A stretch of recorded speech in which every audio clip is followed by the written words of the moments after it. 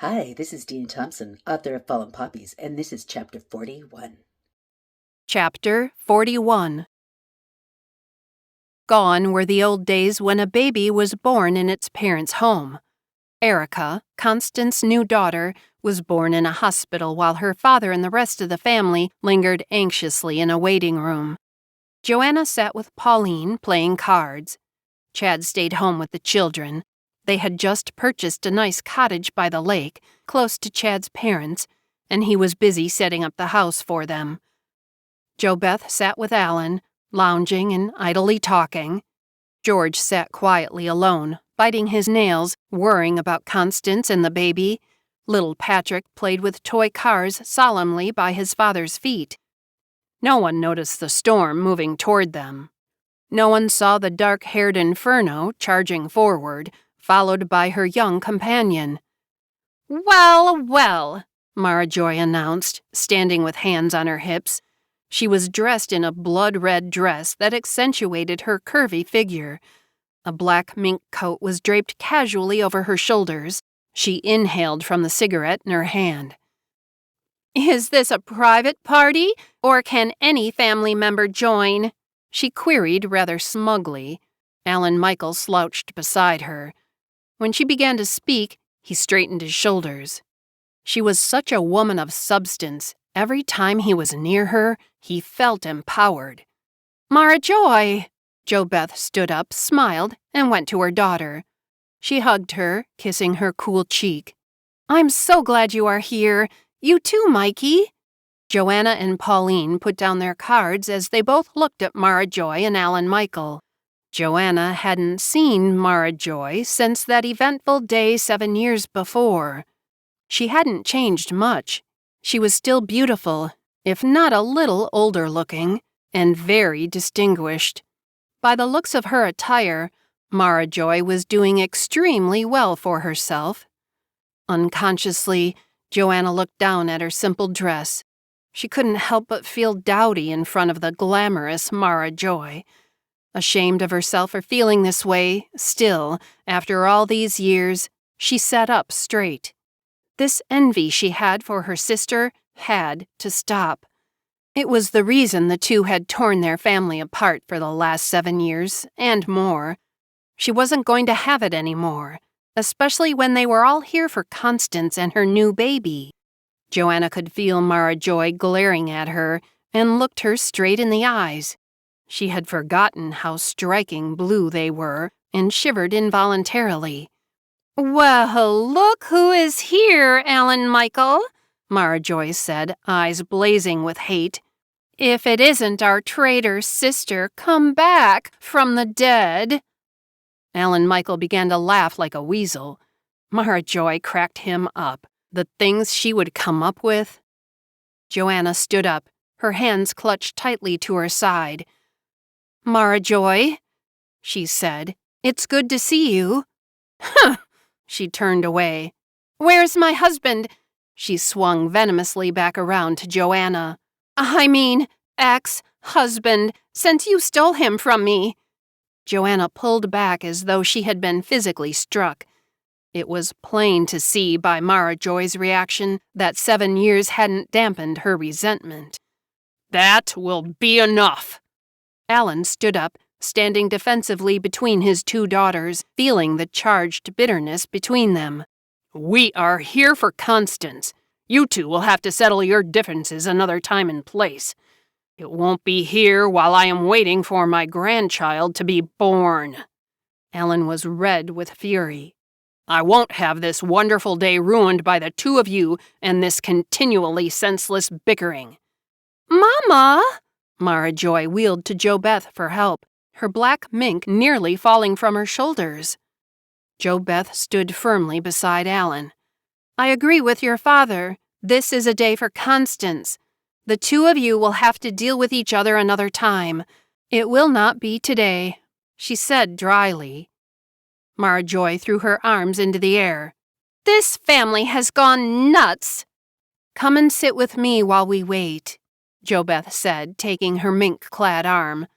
"The doctor said that it shouldn't be much longer." She followed, plunking herself down beside her mother. Mara Joy straightened her back. She dipped her hand into a bag she was carrying and drew out a box that had been carefully wrapped. The paper was creamy with an intricate lace design covering its surface with an elaborate gold bow on the top.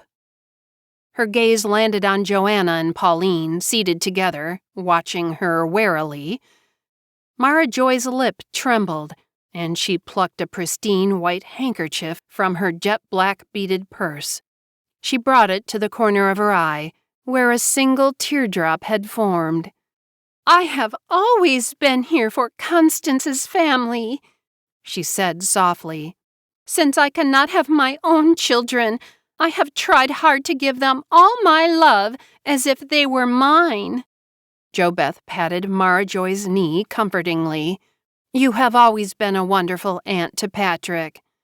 Joanna watched Mara Joy's performance and cringed. She hadn't changed.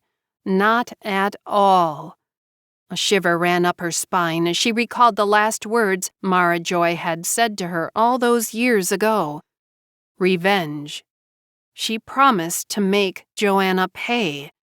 She suddenly felt afraid, and she couldn't understand why. "Larry!" Mara Joy howled from her bedroom later that night.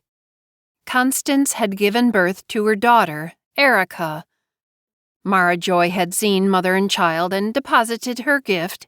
She left, taking Alan Michael with her. As usual, he clung to her like a leech. She disposed of him at his home after sobbing on his youthful shoulder about how unfair it was that Joanna had turned the family against her. The nerve Joanna had, showing up at the birth of Constance's child. Was it not enough that she had stolen her husband and bore the children that should have been hers? She had to go and flaunt herself in front of Mara Joy, too. Alan Michael had been sympathetic as always. How could he not? He was so obsessed with her that he couldn't breathe without her permission. Her arms clutched around Alan Michael's muscular midsection, burying her face in his chest as she shook uncontrollably. His frame was surprisingly built for his age, with broad shoulders and a taut waist. She felt powerless to pull away from his strong arms as he embraced her in a hug that was far too comfortable for siblings. It was so easy to get him going, to stir his teenage arousals. All she had to do was lean on him a certain way or brush up against him, and he would tremble under her touch. Sometimes all it took was to breathe on him as she fed him words of hatred about Joanna. It was too easy, and yet she didn't stop herself from doing it, even though she knew she should. Alan Michael was her brother, but the thought of the young girls who eyed him whenever they were out together made Mara Joy more feverish in her seduction of him, brother or not. She loved the fact that he adored her, his sister, over any other green adolescent girl. When she left him earlier, breathless and hot, she had felt a little overheated herself. She wouldn't do anything morally wrong, in her opinion, with Alan Michael. She only teased him with her movements and words, enticing him. It worked. She felt her effect on him as she pressed up against his body to hug him goodbye that evening. "Good night, dear brother," she had said breathlessly into his ear as she pressed her full weight against him. "Thank you for being the only one I can trust in this family, this world." She pulled back from his embrace. Alan Michael was flushed with emotion. Mara Joy wasn't aware of just how much she affected him. Each time he was near her, he had to restrain himself from tearing her clothes off and forcefully plunging himself into her. It was starting to scare him. He didn't know how much longer he could control himself. He had taken to betting girls who looked like Mara Joy, girls who easily came to him. He had that attraction with women. He was handsome and looked older than he was. The problem was, once they were with Alan Michael, they wanted to run away. He was a brute, and used them roughly and savagely. When he was done, he would lie in their arms, crying like a baby, begging for forgiveness. The women he bedded didn't know the demons Alan Michael struggled with, the shame that dug at his heart. How could he tell them that when he lay with them, he thought of Mara Joy? What would they think if they knew? They would be appalled and disgusted. What kind of man, even a boy about to be a man, could lust for his own sister? "I will always be there for you," Alan Michaels said huskily into her black curly hair. Mara Joy looked straight through Alan Michael with her piercing blue eyes. "You will, won't you?" she whispered, a little shaken by just how devoted he was to her. It surprised even her on occasion. "Always and forever." "Good night." She brushed a kiss onto his hot cheek. "I'll call you tomorrow." He nodded as she turned and left the house. Mara Joy felt aroused with power. She ran to her car, jumped in, and pressed on the gas, hurrying to get home. "Larry!" Mara Joy yelled once again from the bedroom. Her older and slightly rounded, definitely balding husband bustled quickly into the bedroom. He gasped. Mara Joy lay sprawled across their marital bed, naked. "Yes, my love." His voice quivered. He was a powerful businessman who was jelly in his wife's beautiful hands. She looked fantastic, arranged on the bed, exotic and enticing. "Are Anne and Bobby Joe out?" she purred, touching herself lightly with the tips of her fingers. Larry swallowed hard, his mouth watering in anticipation. "No. Yes." This was the reason he left his wife of 18 years. This creature stretched out like a lioness on the bed, waiting for him. He wasn't crazy. Larry knew a ravishing creature such as Mara Joy didn't marry a man like him for his looks. It was for his money. He knew it, and he didn't care. He looked upon Mara Joy with unconstrained desire. How else could a man like him have the pleasure of a woman like her without a very deep wallet? He was just glad he had substantial purse because it had left him a winner. The prize was the naked goddess waiting for him on the bed. "Good," Mara Joy cooed as she crawled across the bed. She reached out and pulled the plump man to the edge. "Will they be back soon?" she asked, undoing his pants slowly and with skill, her long red nails slightly raking against his groin. "No," he choked, touching the top of Mara Joy's curly head. His heart began to race as her fingers curled inside his zipper. He closed his eyes and rolled his round head back on his shoulders. He would do anything for her, risk anything for this exquisite animal, for that was what she had to be, an animal. She had been able to make him do things he would never have thought he could have done for anyone.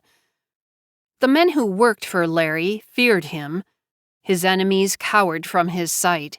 He was no wimp, but the mere bat of her blue eyes unglued Larry to the very core of his being. "Make love to me, Larry," Mara Joy mumbled, lying back on the bed, legs spread vulgarly out.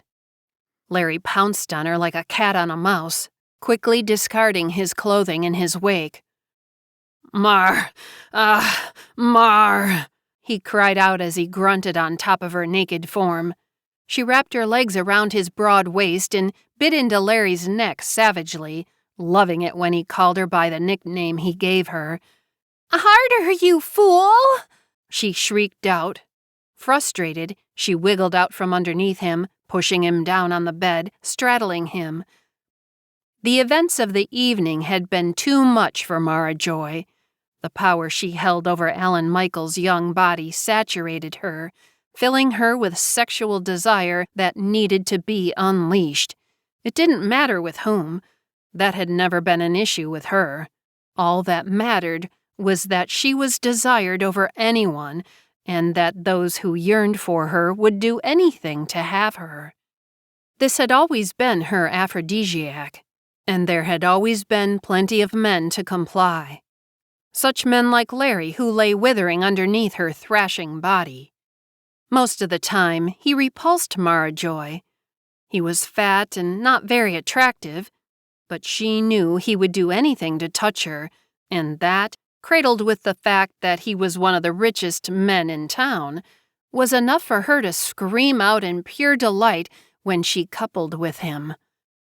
They fought furiously, pounding on each other like wild beasts, until they were both spent with satisfaction and lay breathless and sweaty next to one another, gasping deeply. Larry pinched Mara Joy's nipple between his fingers, wondering if he could muster another round with her. Agitated, Mara Joy pushed his hand away. She raised herself onto her elbow and glared down at Larry. An extended balloon of a naked stomach protruded from his body. "Why can't I get pregnant? I want a baby. It is just unfair. I should be able to have a child of my own, too," she cried out suddenly without warning. Larry placed a hand on her bare arm and rubbed gently to calm her. He knew the anguish she felt. It was the one thing she couldn't hide about herself, the desire to have a child of her own. Larry had offered adoption as a solution. He would do anything to keep Mara Joy happy in her marriage to him, but she had refused. She wanted a child that grew in her, a child she could birth, not another woman's child. He was surprised at Mara Joy's attitude, since she had been forthright with the fact that she had been adopted. Her only response to the situation was that her parents were extraordinary people and would accept any child thrust upon them. She, on the other hand, was not that type of person. Larry had to concur. Mara Joy never warmed to his own daughters, Anne and Bobby Joe. Fortunately, the teenage girls lived with their mother and weren't regularly exposed to their stepmother and how much they annoyed her. "We could adopt," Larry braved, trying to console his young wife. He couldn't care less if he had another child. Anne and Bobby Joe were plenty for him. They were nice girls. He loved them, but let their mother raise them. Even when he and their mother were married, that had been her only responsibility. He believed that parenting rested with the women of the family. The men did the providing and the women the nurturing. So if Mara Joy wanted a baby, he would provide for the child as he did with his other children. He had the money. There was no problem with that. If it made Mara Joy happy, he would do it. It was not that he did this begrudgingly. He really didn't know any different way to do things. This had been the way he had been raised, and the way every person he knew had been. It was a fact of life to Larry that was quite comfortable for him. "I don't want to adopt," Mara Joy said, sitting up and pulling on her silk nightgown. Her tousled hair stood up on end, and she flattened it down with the palms of her hand. "Don't you want a child that is yours and mine? Not Anne and Bobby Joe, they are not mine. But a child that is ours. A son, perhaps, one who could one day follow in your footsteps." Mara Joy leaned over the mound of flesh and looked into Larry's brown eyes. Her blue orbs seemed to look deep into his soul. "Wouldn't that be nice, Larry? A little Lawrence Jr.?" "That would be." His breath quickened. Suddenly, he was wondering why he had never thought of having a son of his own before. Was he crazy? It would be wonderful to have a son with Mara Joy to follow in his old man's footsteps and one day take over the business.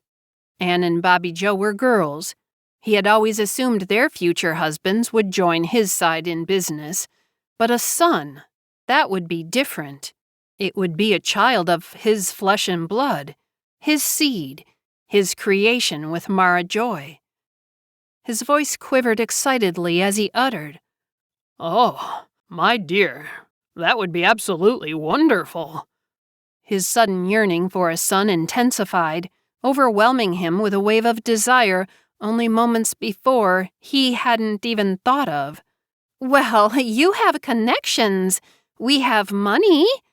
Mara Joy smiled as her fingers circled the hair on his flabby chest. "You could make it happen, baby. You could do this for me," she said demurely, as though it were all Larry's idea. "I could make some calls, my dear," Larry said, basking in Mara Joy's attention. "In the morning, I'll be right on it." Mara Joy laughed exuberantly and leapt onto Larry, wrapping her slender arms around his neck. She looked into his eyes and smiled, pressing her lips against his before pulling away slowly. His heart was racing, and a tingling wave of warmth washed over him. The sensation spread across his skin. He felt a surge of energy course through his veins, reinvigorating him. "You promise to do this for me?" she asked with a coy smile, removing her slinky nightie that clung to her curves and accentuated her delicate figure. Her eyes were fixed on him, desperately awaiting an answer. She slowly pulled the slim strap down over her shoulders and let it drop, exposing the naked flesh beneath. Larry reached out, hungry for a touch. The air around him seemed to crackle with energy as he thought of holding his child in his arms. He didn't know how to make it happen, but he knew without a doubt that he would stop at nothing until Mara Joy's yearning for a child became a reality. "I promise. I will do it." Joanna stood up from the vanity table and put down her brush. Chad sat in bed, reading, and looked up when his wife sat down beside him, pulling up the blankets. "Busy day?" Putting the book on the nightstand, he turned his attention to Joanna. She looked preoccupied with something. She mumbled, not really paying attention to him. "At least we're all moved in now," Chad said, trying to rouse his wife's attention. "What's that?" she asked, absently turning to Chad's handsome face. "Where are you?" He propped himself up, looking at her. "You seem a mile away." "I suppose I am," Joanna said, sitting up straight too. "Do you ever feel like we were wrong for what we did to Mara Joy? Selfish?" Chad wrinkled his forehead. "What is this all about? Did something happen today at the hospital?" "Yes, I saw her, Mara Joy." She lowered her head, letting her hair fall into her face. She didn't know it, but this was a habit she had inherited from her mother when she felt like hiding from the world. "Oh, brother, what did she say?" he groaned, rolling his eyes and leaning back against the headboard. He could just imagine what his darling ex-wife had to say. He hadn't seen Mara Joy in years, but her presence was still very much alive in his memory. Her pale, creamy skin and long black hair cascading down her back in a waterfall of curls. How her eyebrows knitted together in frustration when he wouldn't cave to her demands. He could picture it all too well. The thought of her and Joanna together in the same room sent a chill through him.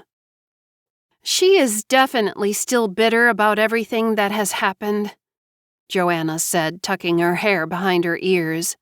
"She blames me for her inability to have children." "That is ridiculous," Chad steamed. "How could she blame you? She can't have children because of what the miscarriage did to her." "What did it do to her, Chad?" Joanna turned to her husband. "I have never been clear on that.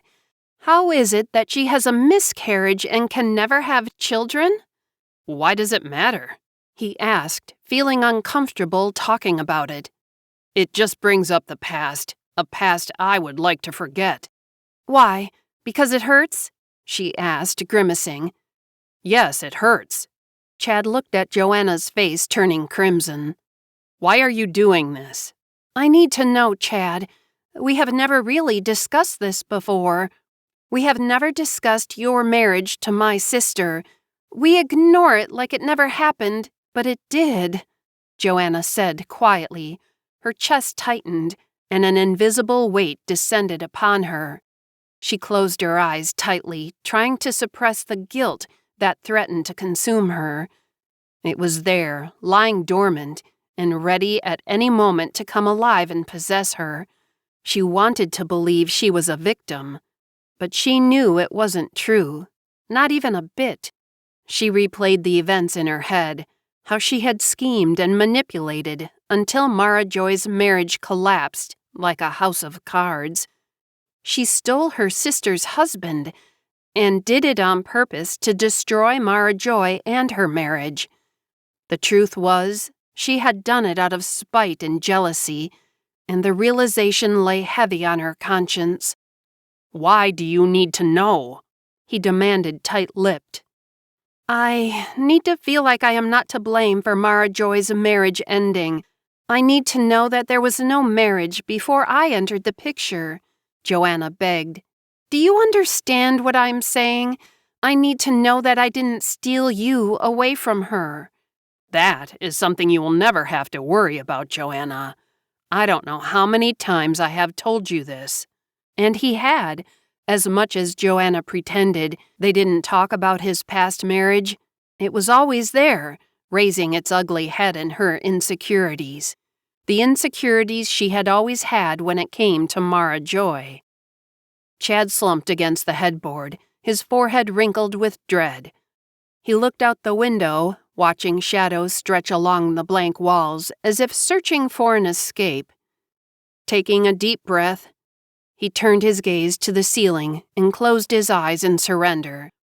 He had no desire to discuss the painful part of his life and wanted to leave those memories deep into the past of his youth.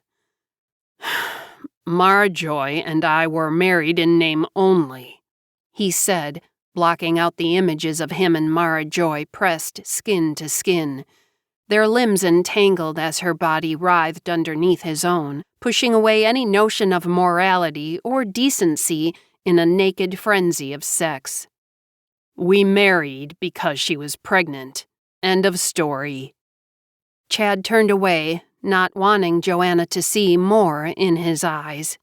He loved Joanna and didn't need to hurt her with all the facts of his marriage with Mara Joy. She didn't need to know how Mara Joy had controlled him with her sexual powers of persuasion. She didn't need to know how he caved under Mara Joy time and time again, just because she let him touch her. Chad couldn't handle Joanna knowing what kind of a coward he had been living with Mara Joy. How he bent to her every whim. It would kill her. He closed his eyes, ashamed. After all these years, he still felt disgusted over his behavior. "Did you leave her because I was pregnant with Jenna and you knew Mara Joy could never give you children?" Joanna had always wondered this, but had been afraid to ask. She and Chad had been so happy over the years. In her delusion, she needed to believe that he would have divorced her sister regardless of the affair. She didn't want to think that was the only reason Chad divorced Mara Joy was because of her. That was the reason their marriage ended. Would he still be with Mara Joy if Joanna had never become pregnant? "What? No!" Chad reached out from the bed and grabbed Joanna by the arms, pulling her and clutching her to his chest. "You crazy fool," he said, kissing her forehead. It felt cool and smooth. "Don't you know how much I love you, you little nut? Mara Joy and I were headed for divorce no matter what would have happened between you and me. I didn't love her," he said truthfully. Although he lusted after her, he knew he had never loved Mara Joy. In fact, he didn't like her at all. He snuggled Joanna tightly to him, loving the feeling of her in his arms. "I fell in love with you, Joanna. I needed to be with you. Jenna and Charles were just extra bonuses thrown into the bargain. If you had never had children, I still would have loved you and been with you." "What if I had never shown up on your doorstep that one night? What then? Would you still be married to Mara Joy?" Joanna asked bravely, cradled in Chad's arm. But you did. He paused, remembering that fateful night when everything changed for him, the beginning of the rope loosening around his neck. I know one thing. I was unhappily married to her, and that was before you came and changed my life, making it worth living again. I can't help but feel that I deserve some of Mara Joy's fury against me. I did take what was technically hers. Chad lifted Joanna's face to his and looked into her eyes, the same eyes as his daughter's. You listen to me. I was never hers to take. Do you understand? I was never hers. He touched Joanna lightly on the chest above her heart. I was yours the moment I saw you at the wedding, and you told me off. Remember that? You were just a kid, and you had me already figured out. He chuckled. Joanna smiled in spite of herself as she rested her head on his chest, listening to his rich laughter rumbling from deep inside. What is all this about anyway? It's just what she said to me today. She feels so strongly that I am to blame for your failed marriage and the lack of children you had together. Honestly, I did try to destroy her at one time, Chad. The plan was to steal you from her, Joanna confided. Joanna. He tried to stop her from saying any more. It's water under the bridge now. You can't torture yourself with this nonsense anymore. I suppose you are right. She has gone on with her life. That's right, Chad said. She has remarried. A fat cat, so I hear, and you and I have never been happier. All's well that ends well, etc., etc. You never answered me, Joanna said, fluffing her pillow. Answer you what? He leaned down into the folds of his sheets. How is it that Marjoy can't have any more children? Chad thought for a moment before answering. I'm not sure about all the medical lingo, he said, remembering back to that dark time. I just know that something was wrong with her cervix. He shrugged, not understanding what the doctor was talking about back then. It isn't made to keep the baby inside, like it was short or something. Incompetent was a word I think he said. I'm not sure. And? Joanna asked, encouraging Chad to continue. She got some kind of infection. He paused, remembering how he and Mara Joy had sex multiple times, only days after the miscarriage. Could that have caused the infection? They had been told to abstain from intercourse for at least 6 weeks. He brushed the thought from his mind, refusing to accept responsibility. The infection caused some sort of a blockage in her fallopian tubes. The doctor said one was destroyed, and the other one was pretty much completely closed. Causing her never to be able to conceive a child, Joanna finished. That's right, Chad said, resting his head on the pillow. He did say it was possible with the small opening, but he wasn't very optimistic. Besides, the chance of a baby implanting in the remaining tube was too great of a danger, that and having it too soon. The risks are too high. She could bleed to death next time. She nearly did the first time. He closed his eyes, wanting to erase the memories of how devastated Mara Joy had truly been. Is that it? Do you want any more morbid information? No, Joanna said softly, feeling pity for Mara Joy. What had happened to her could easily have happened to Joanna or any woman. She cherished her 2 children and couldn't picture her life without them. She felt shame for how she and Constance behaved after Mara Joy's miscarriage. How cold and mean of them to have no compassion for their sister. All they cared about was scheming to destroy her marriage and her life, with no concern that Mara Joy already felt her life destroyed. Good. Besides, maybe it was a blessing in disguise. Think about it, Joanna. What kind of mother would Mara Joy be? Chad shivered, beside himself. He couldn't picture the woman he used to be married to being the mother of any child. "Well, I guess we'll never know now, will we?" Joanna said, turning off the reading lamp on her bedside table. She lay still, her eyes wide open, thinking about Marjoy and the child she would never have, wondering who her sister would have been if things had gone differently.